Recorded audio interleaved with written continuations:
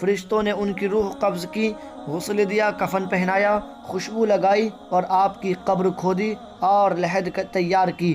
پھر انہوں نے آدم علیہ السلام کی نماز جنازہ ادا کی، پھر انہیں قبر میں رکھ کر اوپر سے مٹی ڈال دی۔ پھر انہوں نے کہا، آدم کے بیٹو، تمہارے لیے یہی طریقہ ہے۔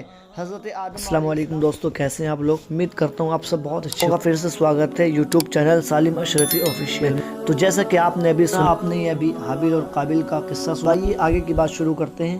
حضرت آدم علیہ السلام کی وفات اور آپ کے بیٹے حضرت شیث علیہ السلام کو کیا وصیت کی۔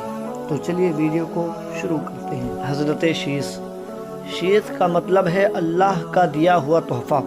حضرت آدم علیہ السلام نے ان کا یہ نام اس لیے رکھا کہ حابیل کے قتل ہو جانے کے بعد اللہ نے انہیں شیث عطا فرمایا۔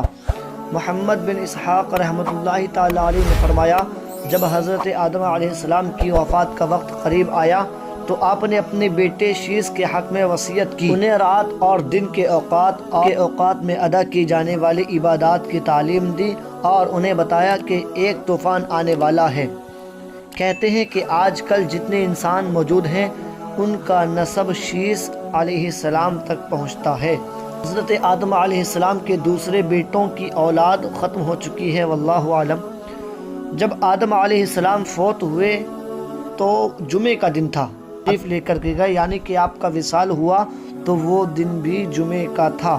فرشتے اللہ کے پاس سے جنت کی خوشبو اور جنت کا کفن لے کر آئے اور ان کے بیٹے اور خلیفہ شیث علیہ السلام سے تعزیت کی۔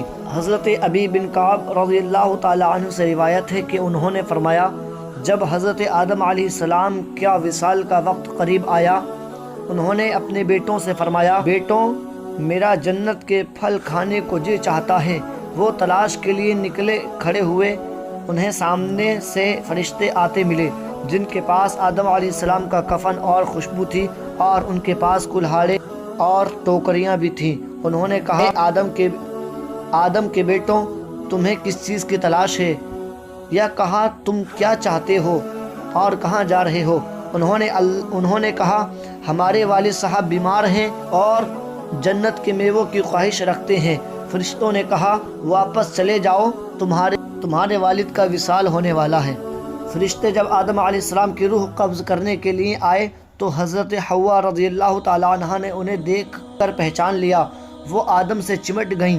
حضرت آدم علیہ السلام نے فرمایا، مجھ سے الگ ہو جاؤ، مجھے میرے رب کے فرشتوں کے ساتھ رہنے دو۔ فرشتوں نے ان کی روح قبض کی، غسل دیا، کفن پہنایا، خوشبو لگائی اور آپ کی قبر کھودی اور لحد تیار کی۔ پھر انہوں نے آدم علیہ السلام کی نماز جنازہ ادا کی، پھر انہیں قبر میں رکھ کر اوپر سے مٹی ڈال دی۔ پھر انہوں نے کہا، آدم کے بیٹو، تمہارے لیے یہی طریقہ ہے۔ حضرت آدم علیہ السلام کہاں دفن ہوئے، اس میں اختلاف ہے۔ مشہور ہے کہ انہیں ہندوستان کے پاس سری لنکا میں اس پہاڑ کے قریب دفن کیا گیا جہاں انہیں جنت سے اتارا گیا تھا، اور ایک قول کے مطابق یہ ہے کہ مکۃ المکرمہ میں جبل قبیس پر دفن کیا گیا۔ یہ بھی کہتے ہیں کہ حضرت نوح علیہ السلام نے جب طوفان موقع پر ان کی اور حضرت حوا رضی اللہ تعالی عنہ کی میتوں کو ایک تابوت میں ڈال کر کشتی میں رکھ لیا تھا، پھر طوفان ختم ہونے کے بعد بیت المقدس میں دفن کر دیا۔ حضرت آدم علیہ السلام کی وفات کے بعد ان کے بیٹے حضرت شیث علیہ السلام نے ان کا ہدایت اور تبلیغ کی ذمہ داری اٹھائی۔ جب ان کی وفات کا وقت قریب آیا تو انہوں نے اپنے بیٹے انوش کے حق میں وصیت کی، چنانچہ انہوں نے یہ ذمہ داری اٹھائی اور ان کے بعد ان کے بیٹے قنین، پھر ان کے بیٹے مہلائیل نے یہ منصب سنبھالا۔ ان کے بارے میں اہل فارس کا کہنا ہے کہ وہ 7 اقلیم کے بادشاہ تھے۔ سب سے پہلے انہوں نے درخت کاٹے، شہر بسائے اور بڑے بڑے قلعے تعمیر کیے۔ وہ کہتے ہیں کہ بابل اور سوس ایران کے شہر انہوں نے تعمیر کیے۔ انہوں نے ابلیس کے لشکروں کو شکست دے کر زمین کے دور و دراز علاقوں اور پہاڑیوں کی گھاٹیوں میں منتشر کر دیا۔ انہوں نے بہت سے سرکش جن اور بھوت قتل کیے۔ ان کا ایک بہت بڑا تاج تھا، وہ لوگوں سے خطاب فرماتے تھے۔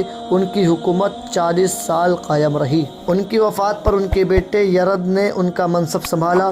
انہوں نے اپنی وفات کے وقت اپنے بیٹے خنوخ کے حق میں وصیت کی، مشہور قول کے مطابق انہی کو ادریس علیہ السلام کہا جاتا ہے۔ حسد ہی وہ جرم تھا جس کے ذریعے سے زمین میں اللہ تعالیٰ کی پہلی نافرمانی کی گئی، یعنی حابیل کا قتل۔ حابیل آدم علیہ السلام کی اولاد میں ایک نیک فطرت، خیر اور بھلائی سے محبت کرنے والا، اللہ تعالیٰ کا مطیع اور اس کے احکامات بجا لینے والا اور اس کی راہ میں عمدہ اور طیب مال خرچ کرنے والا فرد تھا، جبکہ دوسری طرف قابیل تھا جو کنجوس، بخیل، شیطانی راہ پر چلنے والا اور مال کی محبت میں گرفتار شخص تھا۔ دونوں نے اللہ کی رضا کے لیے قربانی کی۔ حابیل نے عمدہ مال قربان کیا جبکہ قابیل نے انتہائی گھٹیا مال قربانی میں پیش کیا، لہٰذا حابیل کی قربانی قبول ہو گئی اور قابیل مسترد۔ قابیل کو بھائی کی یہ قدر و منزلت پسند نہ آئی اور اس نے حسد میں آ کر بھائی کو قتل کر دیا۔ اس طرح کرائے ارض پر پہلا قتل واقع ہوا جو حسد کا نتیجہ تھا، اور قابیل انسانیت کا پہلا قاتل بنا اور قیامت تک بے گناہ قتل ہونے والوں کے گناہ میں برابر کا شریک ہوا۔